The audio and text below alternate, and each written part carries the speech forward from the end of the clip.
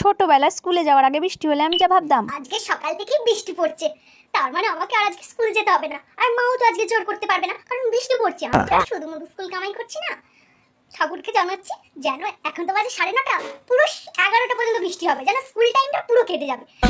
তাহলে আর আমাকে স্কুল যেতে হবে না, আর মাও কিছু বলতে পারবে না। যাই যাই, একটু ওইসব বাদ দিয়ে একটু ফোন ঘাট, আজকে আর আমাকে স্কুল যেতে হবে না। ওই মানা রেডি হ, স্কুল যাবি তো?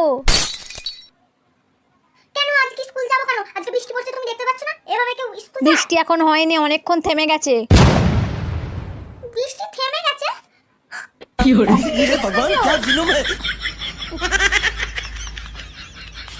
ঠিক আছে যাচ্ছি। ঠাকুর আমার কথা শুনলো না, সেই আমাকে স্কুল যেতেই হবে।